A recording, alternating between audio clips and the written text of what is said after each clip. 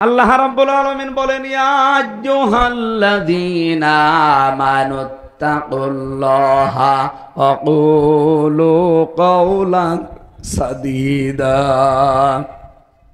হে যারা ঈমানের দাবি করো তাদেরকে বলছি, একটা আয়াত থেকে কথা বলতে হলে উসুলে তাফসীরের মূল নীতি আছে কমপক্ষে 15টা। কয়টা? তার অন্যতম মূল নীতি হচ্ছে আগের আয়াত পরের আয়াত, অথবা আগের সূরা পরের সূরা, এর সাথে কি সম্পর্ক আছে, এর সাথে রিলেটেড কি আছে, এটা আগে আপনাকে জানা লাগবে। নয়তো আপনি আন্দাজে এক আয়াত পড়ে ব্যাখ্যা দিতে গেলে উলটপালট হয়ে যাবে। আমরা যেহেতু সূরা আহজাব পড়েছি, এর নামকরণ আছে, ঐতিহাসিক প্রেক্ষাপট আছে। আল্লাহ রাব্বুল আলামিন এখানে ডাক দিয়েছেন কোন সাধারণ মানুষকে না, কারণ পৃথিবীতে এখন মানুষের সংখ্যা 810 কোটি। কত? এর ভেতরে মাত্র 200 কোটি আমরা মুসলিম। এ মুসলিমদের ভেতরে যারা ঈমান এনেছে, আল্লাহ শুধু তাদেরকে আয়াতে ডাক দিয়েছেন, ইয়া আইয়ুহাল্লাযীনা আমানু, ও হে যারা ঈমানের দাবি করো।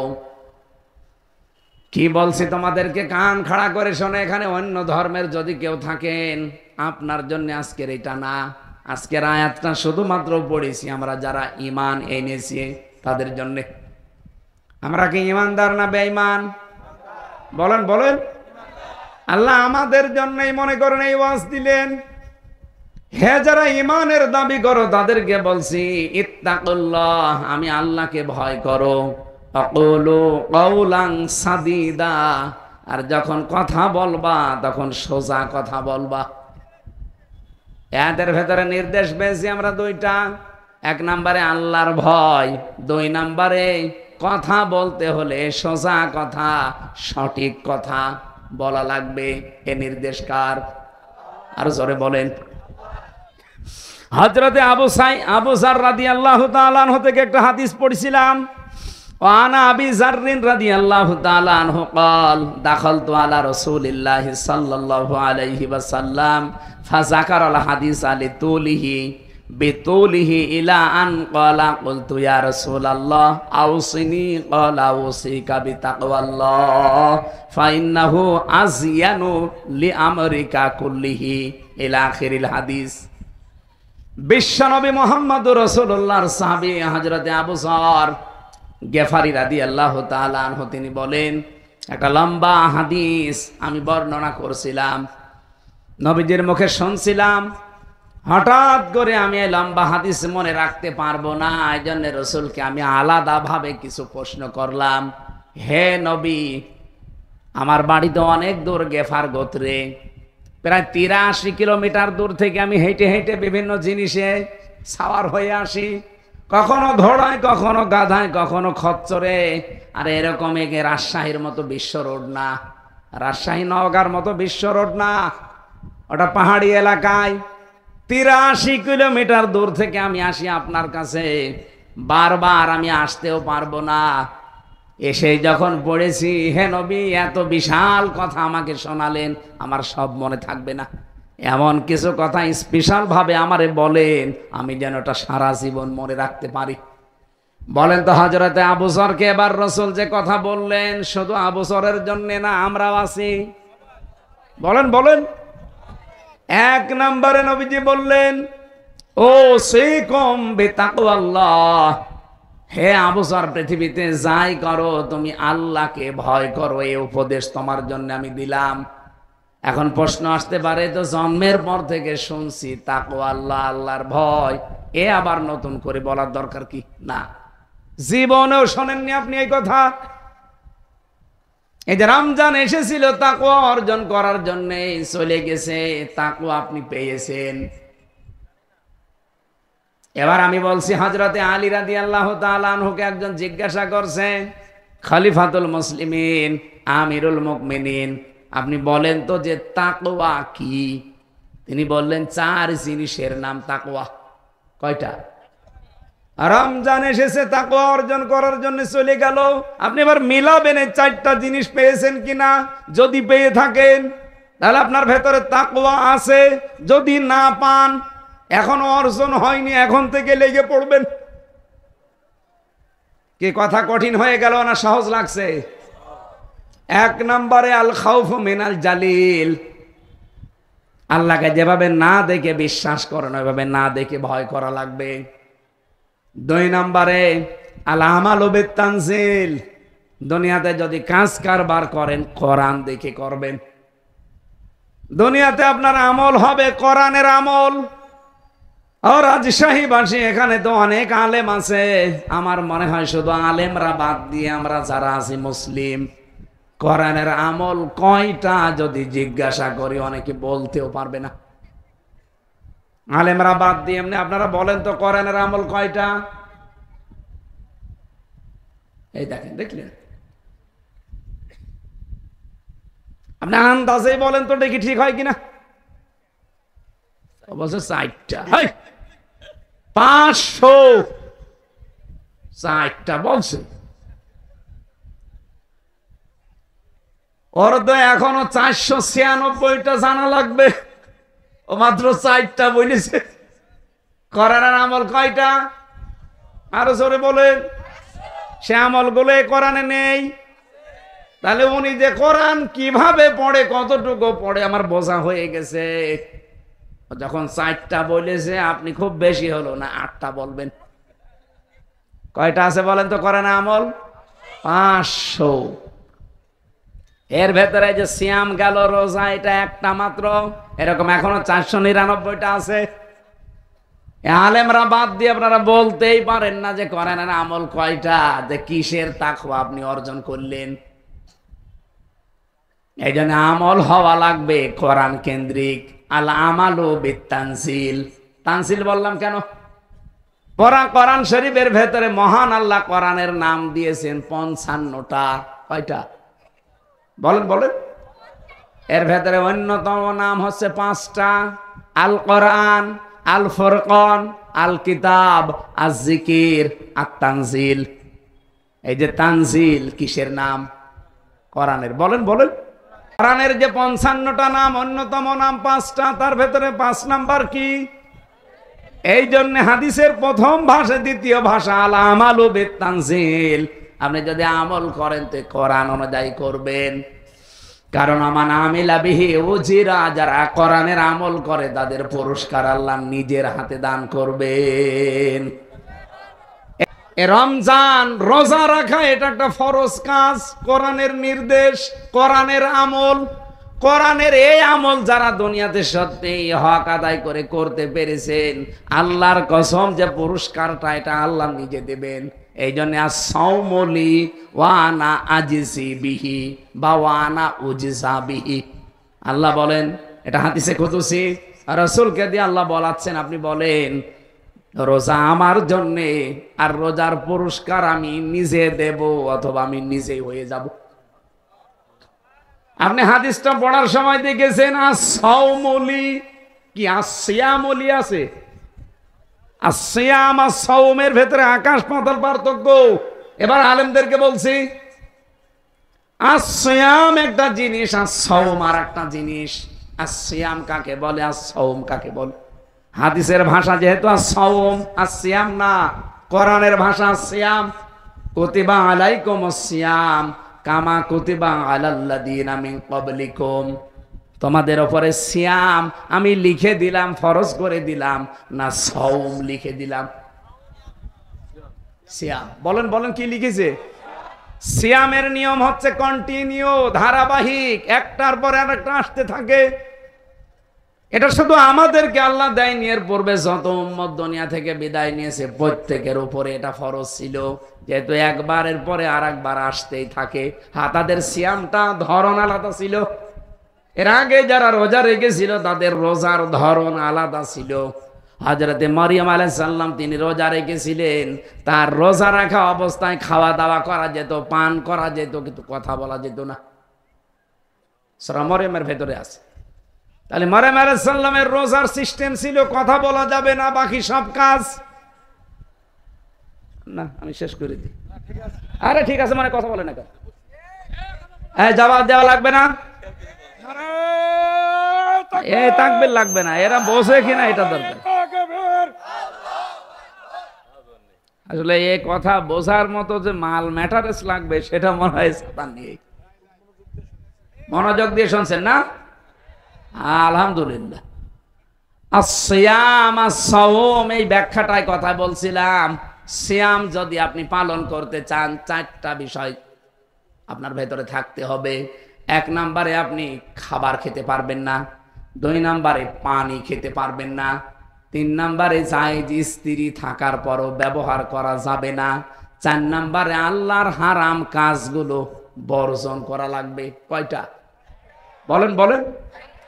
এই 4টা বিষয় যদি আপনি পুঙ্খানুপুঙ্খানুভাবে মানতে পারেন, তাহলে ওইটা হবে সিয়াম, থাকবে না, ওটা হয়ে যাবে সওম। নবীজি বলেন এই সওম যদি কেউ আদায় করে, এটা তখন আল্লাহর জন্য হয়ে যায়। আস-সাওমু লি ওয়া আনা উজজা বিহি ওয়া আনা আজিজি বিহি। আল্লাহ বলেন সিয়াম যেহেতু আমার জন্য, মানুষ সওম আমার জন্য রাখে, এর পুরস্কার আমি আল্লাহ নিজে দেব, অথবা আমি নিজে এর পুরস্কার হয়ে যাব। তাহলে রোজাটা এটা কোরআনের আমল কিনা বলেন তো? কোরআনে না থাকলে আমরা এটা করতাম? বলেন বলেন? কত কষ্টের রোজা, 12-14 ঘন্টা 15 ঘন্টা প্রায় না খেয়ে থাকা লাগে। আমি রমজানের নয় রোজাতে সম্ভবত গিয়েছিলাম বাইরের দেশে। প্লেনে যখন যাচ্ছিলাম, কমপক্ষে 3.5 ঘন্টা 4 ঘন্টা লাগবে যেতে। তা আমরা সেহরি খেয়ে উঠেছি, যত যাই তত আমাদের সময় বাড়তে থাকে। এ দেশে যদি থাকতাম 12 ঘন্টা 14 ঘন্টা হলে আমার রোজা হয়ে যেত। এই 14 ঘন্টার সাথে যদি আরো 3.5-4 ঘন্টা বেড়ে যায়, কত ঘন্টা হয়? 18 ঘন্টা আমার রোজা রেখেছিল আমি ওই দিন, আর আসার দিনও। তাহলে এত ঘন্টা রোজা রেখে কষ্ট করলাম কেন? কারণ আমি পুরস্কার চাই আল্লাহর হাতে। পৃথিবীর একটা মাত্র ইবাদতের পুরস্কার আল্লাহ আমার নিজের হাতে দান করবে। ফেরেশতাদের, রাসূলদের, নবীদের দিয়ে দেবে না, দেবে কে? আরো জোরে বলেন। আপনার ভেতরে তাকওয়া আছে কিনা এটা আপনি বুঝবেন ওই সময়, যখন আপনার দুনিয়ার আমলগুলো হবে কোরআনের আমল। কোরআনে কারিমে 500 আমল আল্লাহ দিলেন, সবচাইতে বড় আমল দিয়েছেন আল্লাহ, আন আকিমুদ্দিন, তোমরা দিন কায়েম করো। এটা যত নবীকে আল্লাহ পাঠিয়েছিলেন, বড় বড় নবীদের উপরে এই নির্দেশ দিয়েছিলেন, ওয়ালা তাতাফাররাকু ফি, আর এই বিষয়ে কোনো মত পার্থক্য করবা না। আমি পড়া কোরআন শরীফ বেড়ে 2টা বিষয়ে মত পার্থক্য পেয়েছি, হারাম নিষিদ্ধ। একটা ওয়াতাসিমু বিহাবলিল্লাহি জামিয়া ওয়ালা তাফাররাকু, কোরআন একসাথে ধরবা আঁকড়িয়ে। বলেন তো আল্লাহ ওয়াতাসিমু দিয়েছেন, আলেমরা খোঁজও দিল তো অর্থ হয়ে যেত যে তোমরা ধরো। এতেসাম দিলেন কেন? খোঁজো আর এতেসামের ভেতরে আকাশ পাতাল পার্থক্য আছে। আল্লাহ শুধু যদি ওয়াতাসিমু দিতেন যে ধরো, তাও তো আর কিছু বলা লাগে না। বিহাবলিল্লাহ দিলেন কেন? আবার জামিয়া দিয়েছেন, আবার এরপরে ওয়ালা তাতাফাররাকু ফি, এত কথা বলা লাগতো না আল্লাহর। কোরআন শরীফ ধরার ক্ষেত্রে সবাই মিলে ধরা লাগবে, কোনো মত পার্থক্য, কোনো ভেদাভেদ, কোনো মত নক্য, এমনকি দলাদলি করা, ফতোয়াবাজি করা এই জায়গায় জায়েজ নেই। আর দিন কায়েমের জন্য যখন সবাইকে আল্লাহ নির্দেশ দিলেন যে দিন কায়েম করো, এখানে কোনো মত পার্থক্য, দলাদলি, কোনো ফতোয়াবাজি করবা না। এই 2টা জায়গায় দলাদলি করা, মত পার্থক্য করা হারাম। আর আমরা এই 2টা জায়গায় সব চাইতে বেশি দলাদলি করি। কোরআনের কাছে আসতে বললে মানুষ না, কত তাল বাহানা। দিন কায়েমের কথা বললে কত রকমের উল্টাপাল্টা ফতোয়া। কত মানুষ তো অলরেডি বলে ফেলেছে এই কথা, যে কোরআনের সাথে এই যে দিন কায়েমের কথা যারা বলে, এরা ধর্ম ব্যবসা করে, ধর্মকে পুঁজি করে নাকি আমরা ব্যবসা করি। বলেন নাউজুবিল্লাহ। এটা যদি কেউ বুঝে শুনে বলে থাকেন, আপনি আমাকে বলেননি, আপনি সরাসরি বলেছেন আল্লাহকে, কারণ আল্লাহ এই আয়াত নাজিল করেছে। এই কথা বলেন না কেন? আলাহুল খালকু ওয়াল আমরু, আয়াত কি আমার বানানো, আল্লাহ নাজিল করা? ইনিল হুকমু ইল্লা লিল্লাহ, এটাকে আমার বানানো না নাজিল করা।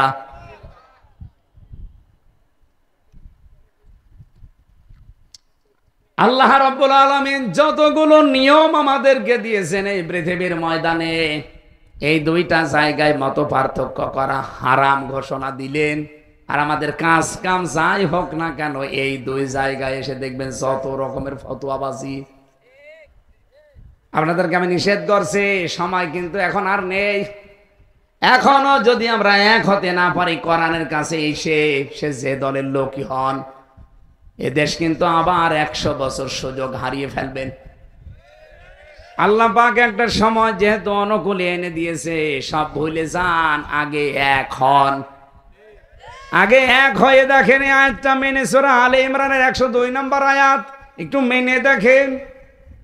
আল্লাহ পাক আমাদের আয়াতের পরবর্তীতে যতগুলো উপকারের কথা বলেছেন, মাস্ট বি ওগুলো আমাদের দেবেই। আমরা এখনো কাদা ছোড়াছড়ি করি, এখনো যদি এক হতে না পারি, আল্লাহর কসমে সুযোগ আর 100 বছরও আসবে কিনা আল্লাহ জানে। তাহলে কোরআনের আমল আছে, আমরা বলছিলাম 500, সবচাইতে বড় আমলের নাম দিন কায়েম করা। এই 56,000 বর্গ মাইলে 54 বছরে দিন কায়েম নেই। এই জন্য আজ হাজারো বক্তা, হাজারো আলেম, হাজারো খতিব ইমাম, আমরা শুধু ফতোয়া দিতে পারি, কিন্তু কাঙ্ক্ষিত মানের শান্তি আজও জাতিকে দিতে পারি নাই। কোরআনের বিধানগুলো যদি কায়েম থাকতো, কাঙ্ক্ষিত মানের শান্তি আপনি দেখাতে পারতেন। আমি 19 সালে একটা ফতোয়া দিয়েছিলাম কুষ্টিয়ায়, আমার গ্রামে, জেনার ফতোয়া।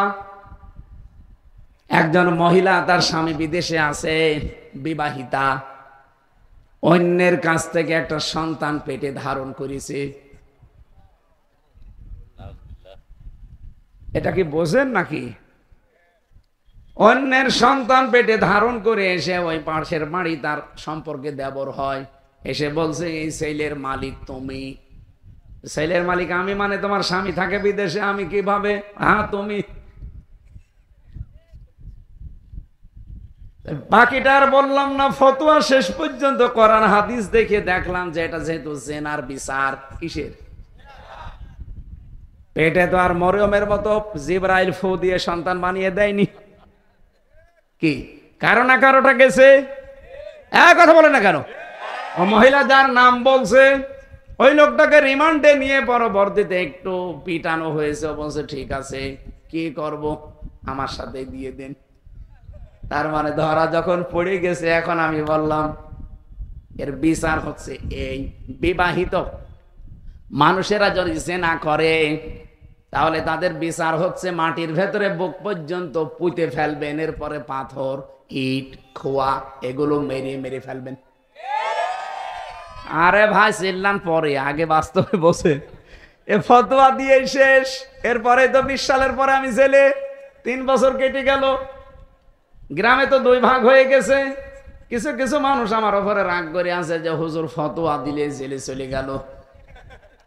অথচ যে মানুষগুলো এখন আমরা 2 ভাগ গ্রামে, কিছু মানুষ একেবারে আল্লাহর কসম কেটে বসে আছে যে আমরা ওদের সাথে আর মিলবো না, মিশবো না। আর ওরাও একেবারে কসম কেটে বসে আছে। মসজিদ পর্যন্ত আলাদা করে ফেলিস, পাড়া 2টা হয়ে গেছে। জেল থেকে বের হয়ে বাড়িতে গেলাম, প্রথমে কিছু বলে নাই, কয়েক মাস যাওয়ার পরে দেখি গুঞ্জন শুরু হয়েছে যে উনি খালি ফতোয়াই দিয়েছিল, অথচ কাজটা যেটা বললো এটা তো উনি করলো না। আমি বললাম এদেশে কি কোরআনের আইন প্রতিষ্ঠিত আছে? আমার দায়িত্ব ছিল শুধু ফতোয়া দেওয়া, কার্যকর করার দায়িত্ব আমার না।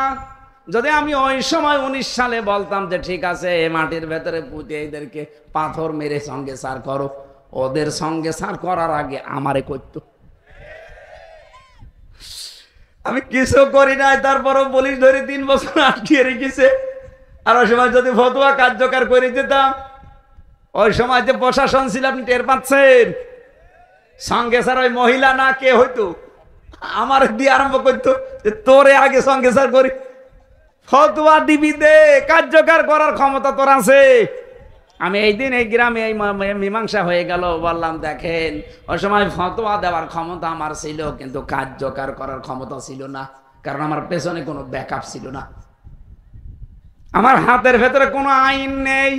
আমি যে আইনটা কার্যকর করে দেখাবো সে ক্ষমতা, শক্তি, পাওয়ার কিছুই আমার নেই। আমার মুখ আছে, আমি জানি কোরআন হাদিস, শুধু ফতোয়া দিতে পারি। আমরা যে কাঙ্ক্ষিত মানের শান্তি, এই যে জেনা ব্যভিচার, আসিয়ার মতো মেয়েকেও আমরা আজ ধর্ষণ থেকে বাঁচাতে পারলাম না। জীবনেও পারবেন না যতদিন পর্যন্ত কোরআনের এই আমল 500 এই বাংলার জমিনে কায়েম না হবে। আর এটার কথায় যখন আমরা খোলাখুলি ভাবে বলতে চাই তখন আমাদেরকে বলে না এরা রাজাকার। স্বৈরাচারের বানানো কোন শব্দ বাংলাদেশে আর চলবে না।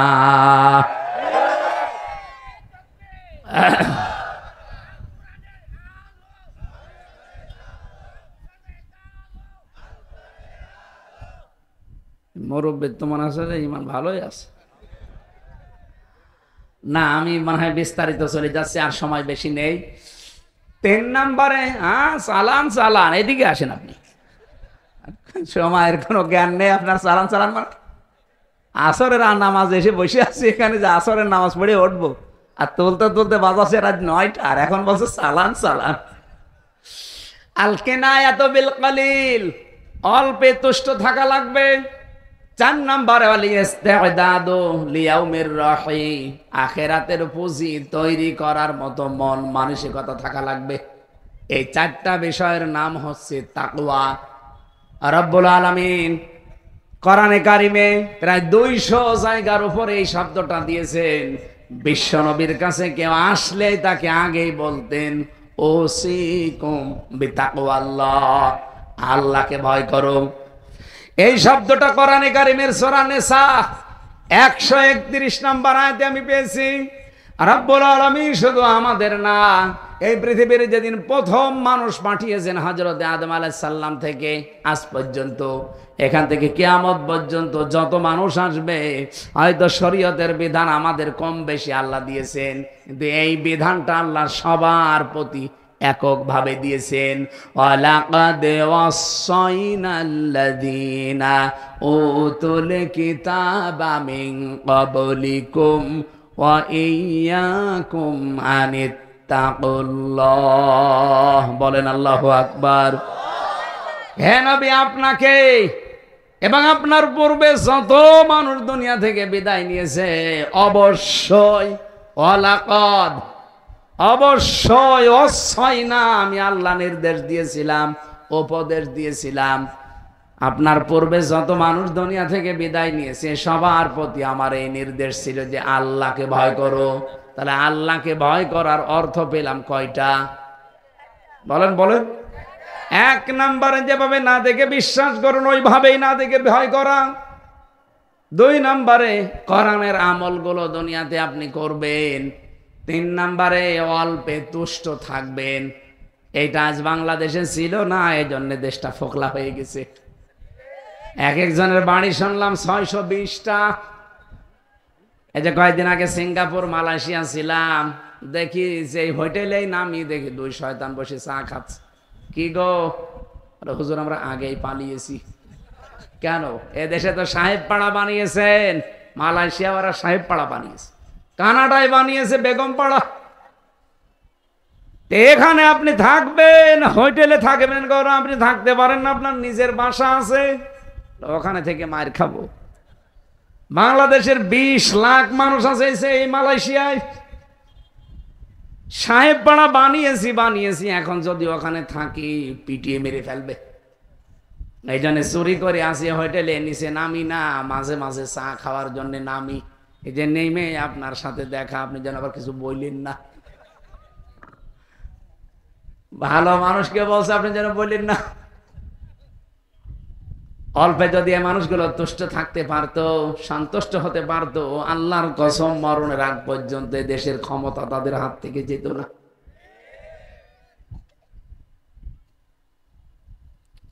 যে মহিলা এতদিন পর্যন্ত মানুষকে শুনিয়েছে যে আমার ছেলে মেয়ের জন্য আমি কিছু রাখি নাই, শুধু লেখাপড়া শিখিয়েছি, ডাহা মিথ্যা কথা। তার নিজের ছেলে জয়, তার নিজের মেয়ে পুতুল, তার নিজের বোন রেহেনা, তার নিজের বোনের মেয়ে টিউলিপ, ববি, হাজ্জাজ, যতগুলো আত্মীয় স্বজনের দিকে তাকান, কত কোটি টাকার মালিক যে তারা, ফেরেশতারাও জানে না। শুধু এই যে পাবনার রূপপুর থেকে ওনার ছোট বোন যেটা রেহানা, ৭৬,০০০ কোটি টাকা একটা প্রকল্প থেকে নিয়েছে। বলেন তো, এক জায়গা থেকে যদি এত নিতে পারে, তার বাকি জায়গা কি অবস্থা? যেটারে আল্লাহর ওলি মনে করতাম দরবেশ, ওইটাও 36,000 কোটি টাকা চুরি করিস। দরবেশ যদি এই করেতে ধরবেশ, যেগুলো দরবেশের ভল ধরেছিল ওইগুলোর অবস্থা কি? অল্পে তুষ্টি হতে পারে না। এখনো পর্যন্ত আমরা দেখছি অনেকে অল্পে তুষ্ট হতে পারছে না।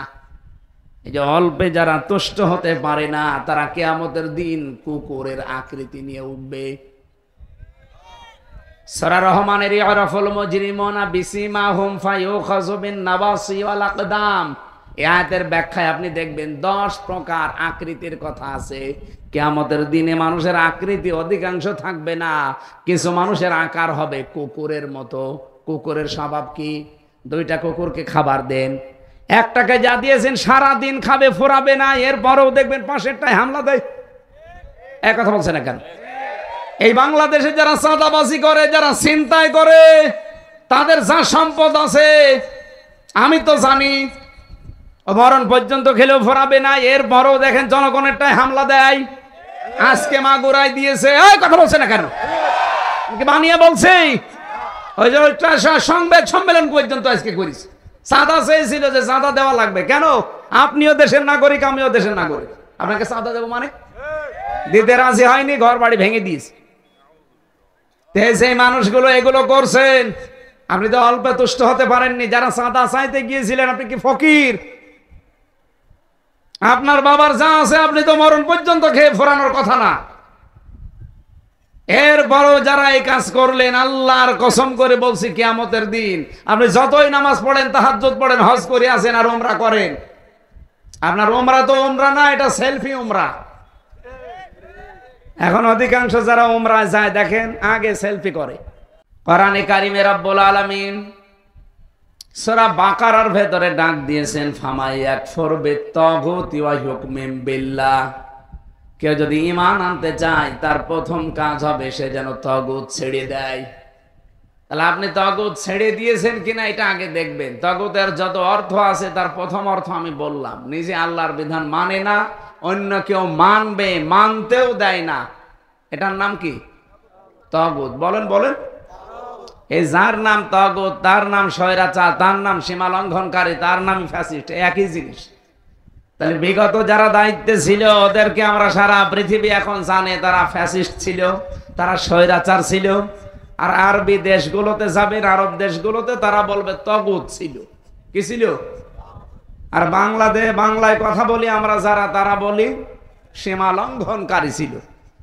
ইযহাব ইলা ফিরআউনা ইন্নাহু তাগা, মুসা আলাইহিস সালামকে আল্লাহ বলেছিলেন ফেরাউনের কাছে যাও, কারণ সে তাগুত হয়ে গেছে। তাগুত মানে সীমা লঙ্ঘনকারী হয়ে গেছে।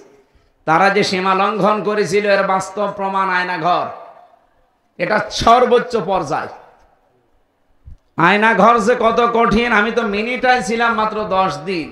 যারা বিগটায় ছিল তারা যে কি অবস্থায় ছিল তারা ছাড়া কেউ বলতে পারবে না। ব্যারিস্টার আরমান টকশোতে কথা বলতে গিয়ে অঝর নয়নে কাঁদছিল। যে উপস্থাপিকা সে পর্যন্ত একটা মহিলা, সে আল্লাহ রসুল বিশ্বাস করে কিনা জানি না, কিন্তু আয়না ঘরের এই দৃশ্যের কথাগুলো শোনার পরে দেখলাম ও মহিলা পর্যন্ত কাঁদতেছে। বলেন তো, একটা কথা শোনার পরে চোখ দিয়ে পানি চলে আসে, তাহলে যে লোকটা এটা ফেস করেছে সে কি অবস্থায় ছিল? আমি বললাম না, আমি তো ছোটটাই ছিলাম, তাই যদি আমার জীবন শেষ হয়ে যায়, তাও মাত্র ছিলাম 10 দিন। এরপরে তো আমার জেলখানায় দিয়ে দেয় 3 বছর। আর যারা 9 বছর, 10 বছর, 14 বছর পড়েছিল একাধারে, 3.5 হাত এদিকে, এদিকে 1.5 হাত, তাও সামনে একটা টয়লেট দেওয়া, পায়ে আবার শিকল বাঁধা। আপনি ভাবতে পারেন, নিজেকে আপনি দাঁড় করান তো ওই জায়গায়, কেমন লাগে আপনার? এখনো পর্যন্ত অনেকে জালেমের সাফাই গায়। ও মানুষ, ও তো জানোয়ারের দায়িত্ব খারাপ।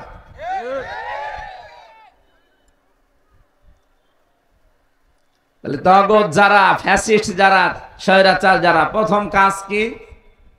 নিজে আল্লাহর বিধান মানে না, অন্য কেউ মানবে, মানতেও বলেন বলেন। 2 নম্বরে জনগণের জন্য এমন এমন আইন তৈরি করে যেটা জনগণকে শুধু কষ্টই বৃদ্ধি করে। 15.5 বছরের প্রমাণ আমি নাম নিলাম না। আপনি দেখেন যতগুলো আইন বানিয়েছিল কোনটা মানুষের উপকারের জন্য?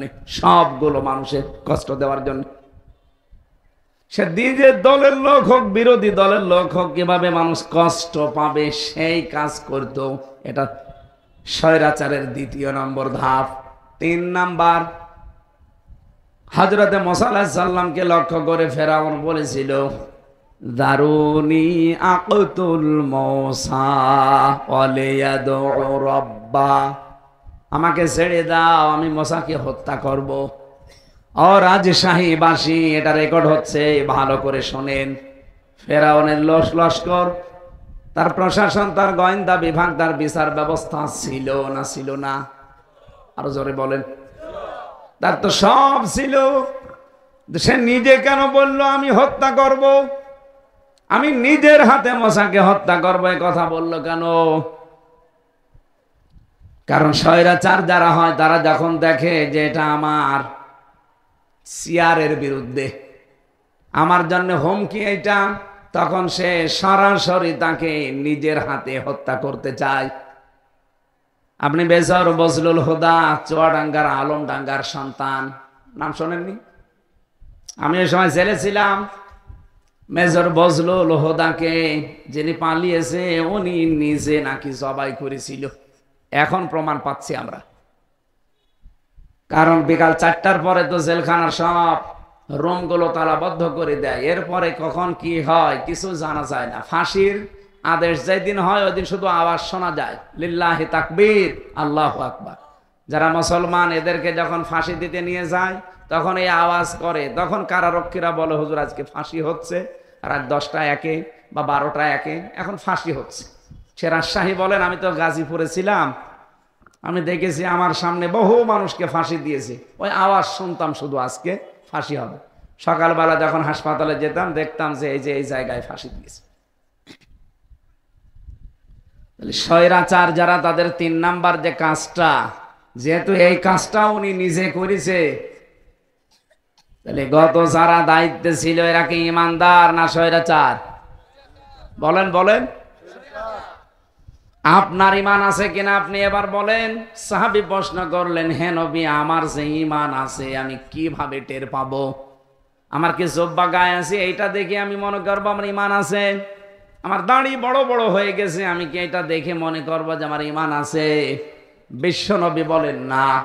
ইদা সাররাতকা হাসানাতুকা ওয়া সাআতকা সাজ্জিআতুকা ফাআনতা মুকমিন। যখন তোমার ভালো কাজগুলো তোমাকে আনন্দ দেবে আর অন্যায় কাজ দেখলেই তোমার ভেতর থেকে একটা বাধা আসবে, তখন তুমি বুঝবে তোমার ঈমান আছে। এ পর্যন্ত বুঝেছেন? তাহলে আপনারা যারা 1 মাস রোজা রেখে নিজেকে নিষ্পাপ মনে করছেন যে আল্লাহ সব অপরাধ মাফ করে দিয়েছে, হ্যাঁ, নবীজির কথা 100% খাঁটি কথা, 100% সত্য কথা। মাপও হয়েছে, হবেও ঠিক, কিন্তু ঈমান থাকা লাগবে।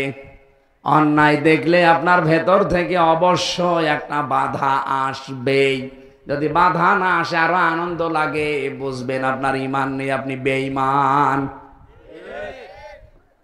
আমি দ্বিতীয় শব্দের ব্যাখ্যায় আর গেলাম না। ইহতিসাব মানে হিসাব করে জীবন চালানো লাগবে। আমি যে কথাটা তুলেছিলাম এখান থেকে এবার ব্যাখ্যায় যাচ্ছি। আজ এখানে আমরা যারা বসে আছি, প্রথম নাম্বারে আমাদের ঈমান আনা লাগবে যদি সম্মান আর মর্যাদা আল্লাহর কাছে বাড়াতে চান। আর ঈমান হবে তখন ভালো কাজ দেখলে আনন্দ লাগবে, সে যেই করুক। অন্যায় দেখলেই ভেতর থেকে একটা বাধা প্রাপ্ত হবে। কথা বলেন ঠিক কিনা? 2 নম্বরে তাদের মর্যাদা আল্লাহ বৃদ্ধি করেন। আল্লাযীনা উতুল ইলমা দারাজাত। এই পৃথিবীর ময়দানে যারা এলেম পায়, জ্ঞান পায়, প্রশ্ন আসতে পারে এলেম তো আমার আছে, জ্ঞান আমার আছে না। এলেম থাকলে, জ্ঞান থাকলে আপনার মর্যাদা আল্লাহ বাড়িয়ে দেবে, বিষয়টা এমন না। মাওলানা ফরিদ উদ্দিন মাসুদ জ্ঞানী মানুষ, মাওলানা কফিল উদ্দিন সরকার সালেহি জ্ঞানী মানুষ, কিন্তু জ্ঞান অনুযায়ী তাদের আমল ছিল না। কি জ্ঞান অনুযায়ী যদি কেউ কাজ না করে, ওর মর্যাদা বাড়া দূরের কথা, সৃষ্টি জগতের কাছে আল্লাহ তাকে আরো লাঞ্ছিত অপমানিত করে দেয়। আমি আজকে জমান নামাজ কুষ্টিয়ায় পড়িয়েছিলাম, একটা আয়াতের ব্যাখ্যা আমার সামনে এসেছিল, এদিকে তাকান। ফাইন্না মা'আল উসরি ইসরা, ইন্না মা'আল উসরি ইসরা। আল্লাহ পাক বলেন অবশ্যই কষ্টের পরে সুখ। আপনি আয়াতের বাংলা অর্থগুলো দেখবেন, এখানে কষ্টের পরে সুখ এ কথা বলার আগে আল্লাহ আলিফ লাম দিয়ে নির্দিষ্ট করে, মারেফা বলা হয় এটাকে, নির্দিষ্ট করে দিলেন কষ্টটাকে। ফাইন্না মা'আল উসরি, এই যে উসরুন মানে কষ্ট, কষ্টটা বলতে গিয়ে আল্লাহ আলিফ লাম দিলেন, তার আগে ইন্না দিলেন। আপনি দেখবেন পৃথিবীতে আয়াতের ব্যাখ্যা আমি যত তাফসীর দেখেছি, মুফাসসিরিন ইকরাম লিখেছেন, দুনিয়াতে কোনো মানুষ যদি একটা কষ্ট পায়, মহান আল্লাহ ওই একটা কষ্টের জন্য ইসরা, এটা না কেরা, ওটা অনির্দিষ্ট, হাজার হাজার সুখ, শান্তি, কল্যাণ, সমৃদ্ধি তার কপালে আল্লাহ লিখে দেন। না, কথা বুঝে তারপর বলবেন। এখানে প্রশ্ন ছিল কোরআনের, পৃথিবীতে যদি কি একটা কষ্ট কেউ সহ্য করে, কষ্ট তো কত মানুষ আমরা বিভিন্ন কারণে পাই, যারা এতগুলো সাজানো বাগান রেখে পালিয়ে গেল, কষ্ট তাদের হয়নি। কথা বলছে না কেন? পৃথিবীতে বহু কষ্ট মানুষ বিভিন্ন কায়দায় করে, কিন্তু সব কষ্টের কথা আয়াতের উসরির ভেতরে নেই। কষ্ট পাওয়া লাগবে তিনটা কারণে। কয়টা? আপনারা ঘুমাচ্ছে। এক নম্বরে আপনার কষ্টটা হওয়া লাগবে আল্লাহর জন্য, দুই নম্বরে কষ্টটা হওয়া লাগবে রাসূলের জন্য, তিন নম্বরে কষ্টটা হওয়া লাগবে মানবতার জন্য। এই তিনটা কারণে দুনিয়ায় যদি একটা কষ্ট কেউ সহ্য করে, আল্লাহ পাক কম পক্ষে তাকে পৃথিবীতে ৭০টা কল্যাণ সুখ দান করবে। আমি নিজের জীবনে এটা প্রমাণ পেয়েছি, অন্যের কথা বাদ দিলাম। ২০১০ সালে যখন জেলখানায় নিয়েছিল মিথ্যা একটা মামলা দিয়ে যে আমি শিবিরের ক্যাডার, রক কেটে বেড়াই, শিবিরের ক্যাডার, রক কেটে বেড়ায়, এটা যে ডাহা মিথ্যা কথা, এ ২০২৫ সালে এসে এখন তামাম দুনিয়া প্রমাণ পাচ্ছে। বাংলাদেশ ইসলামী ছাত্র শিবির, এরা যে রক কাটে না, এদের জীবনে যে সব নেই এখন আমরা বিশ্বাস করছি, অথচ এই ৫৪ বছরে অনেকেই মনে করতাম না কাটলেও কাটতে পারে। এরা রক কাটা না, একটা পশমও কাটে না। আপনি যদি প্রমাণ কোনো দিন দিতে পারেন, যারা দায়িত্বশীল আছে বড় বড়, তারা অলরেডি চ্যালেঞ্জ দিয়েছে। রক্ত বহু দূরের কথা, অন্যায় ভাবে কারো শরীরে একটা আঘাত দিয়েছে, প্রমাণ যদি দিতে পারেন, আমরা কোনোদিনের শিবিরি করব না। ন্যায় ভাবেই দিতে চাই না, অন্যায় তো দূরের কথা। অথচ এরকম একটা মিথ্যা জিনিস আমার নামে চালিয়ে ওরা আমার থানা হাজতে দিল, দিয়ে কিন্তু আনন্দে ছিল। আমি কষ্ট করেছিলাম হয় আল্লাহর জন্য, রাসূলের জন্য, নাই মানবতার জন্য। আমাকে মসজিদ থেকে ধরে নিয়ে এই যে শ মানুষের সামনে দিয়ে হ্যান্ডকাপ দিয়ে মাজায় দড়ি দিয়ে নিয়ে গেল। কত মানুষ দেখে কেউ কেঁদেছে, কেউ হেসেছে। আর যে লোকটা মামলা দিয়েছিল মসজিদের সভাপতি, সে তো খুব খুশি। কি সে শোক পায়নি? সে আনন্দ পেয়েছে। আমি একটা কষ্ট সহ্য করার পরবর্তীতে মহান আল্লাহ ইসরা, একটা দুইটা না, আমার মনে হয় ৭০টার উপরে আল্লাহ দুনিয়ায় আমার উপকার অলরেডি করে দিয়েছেন।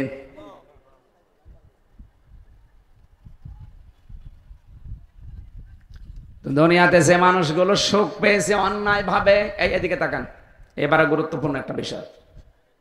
কোন মানুষ যদি পৃথিবীতে সুখ পায়, শান্তি পায় অবৈধভাবে, না আমি বোঝাতে পারছি না, আবার এদিকে তাকান, আপনি যদি সুখ শান্তি পান অবৈধ কোন পন্থায়, একটা,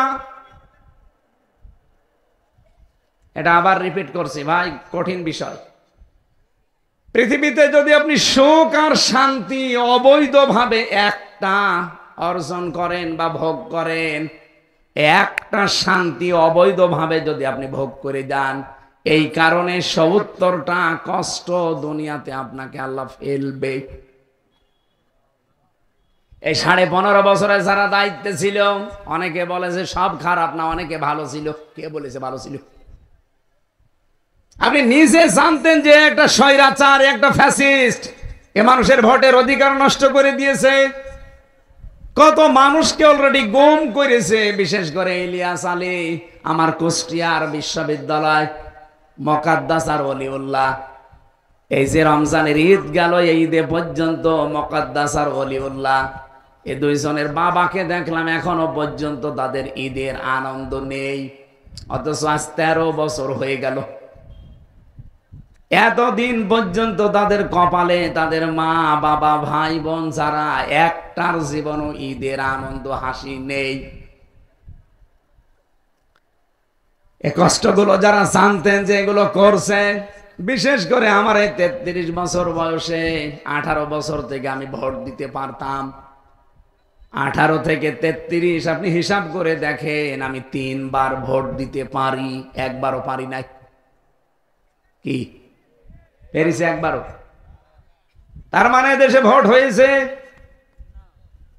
একবার তো এমনিতে ১৫৪ জন, আর একবার দিনের ভোট রাতে। আর এবার যদি টিকে যেত রাতে দিনে, না ভোটই হইতো না। এই যে অবৈধ একটা অন্যায় জানার পরও আপনি এমপি হয়ে বিনা ভোটে আপনি সুখেই ছিলেন, আনন্দে ছিলেন, আপনি সুখ ভোগ করেছেন। এটা কি বৈধ সুখ না অবৈধ? এই কথা বোঝেন কিনা বলেন? এরকম অবৈধ সুখ বাংলাদেশে কেউ পায়নি। বলেন বলেন, হাজার হাজার মানুষ এরকম অবৈধ সুখ পেয়েছে, অথচ মনে করতো না আমি ভালো পথে আছি, আমি তো আর খারাপ কাজ করি না। লূত আলাইহিস সালামের স্ত্রী তো খারাপ ছিল না, কিন্তু সে চরিত্রহীন মানুষদেরকে, খারাপ মানুষদেরকে সাপোর্ট করতো তলে তলে।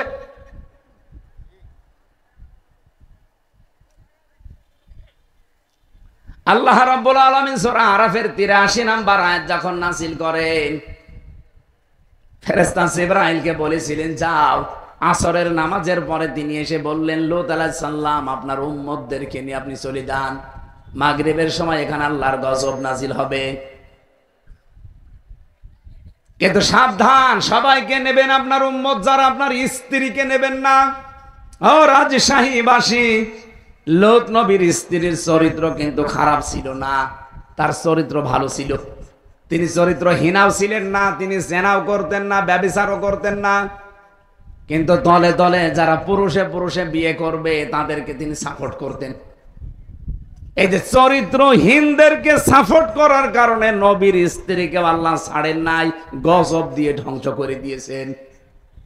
এই ১৫.৫ বছরে যারা এত বড় বড় অন্যায় সাপোর্ট দিয়ে নিজেও অবৈধ সুখ পেয়েছেন, বিশ্বাস করেন আল্লাহর কোরআন, দুনিয়াতে থাকতে আপনাকে ৭০টা কষ্টে আল্লাহ ফেলবে।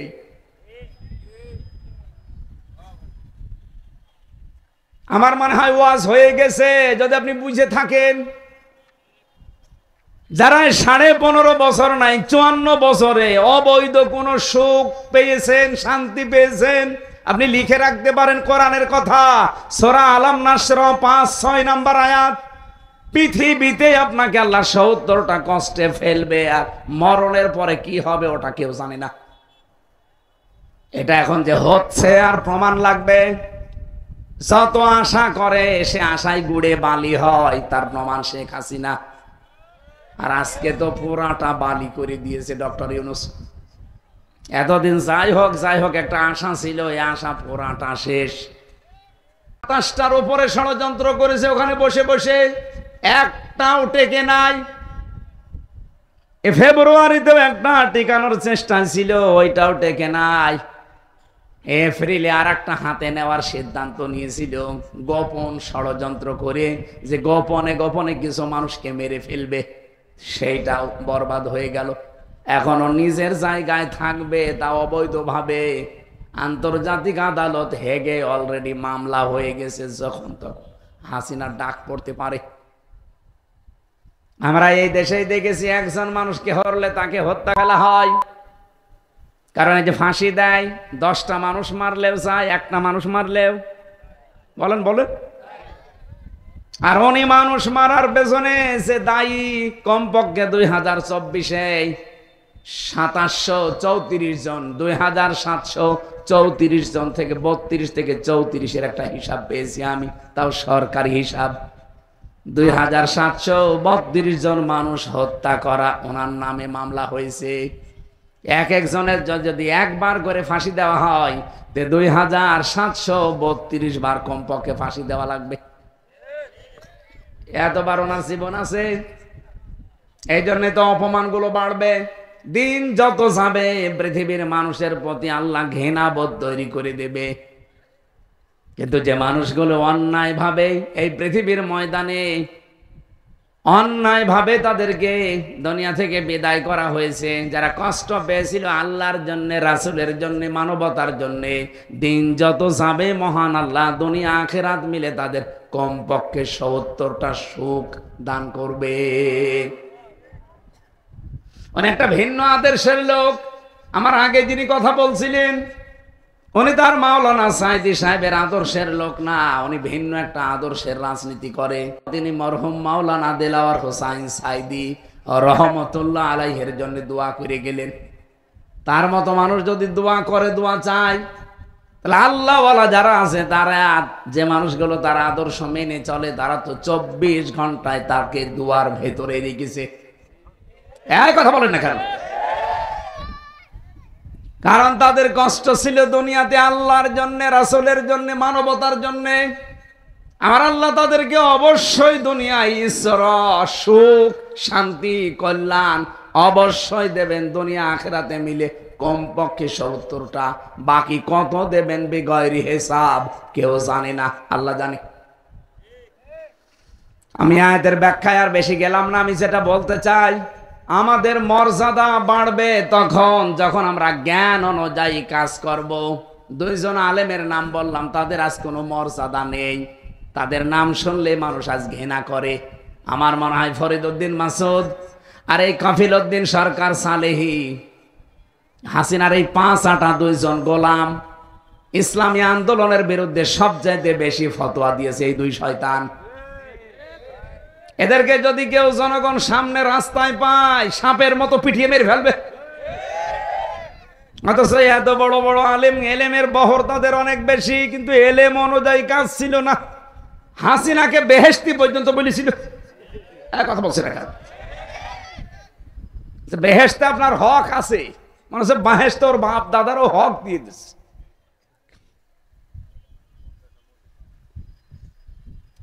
আমরা খুব সংক্ষেপ করছি। আজকে থেকে মর্যাদা বাড়াতে হলে সন্ত্রাসী কায়দায় হবে না, ফ্যাসিস্টের কায়দায় হবে না, স্বৈরাচারী কায়দায় হবে না। দুনিয়াতে যদি সত্যি এই সৃষ্টি জগতের কাছে মর্যাদা সম্মান লাভ করতে চান, ঈমান আনা লাগবে আর এলেম অনুযায়ী আমল করা লাগবে। আল্লাহ আমাকে সহ প্রত্যেককে এই আয়াত আমল করার তৌফিক দিন, বলেন আমিন।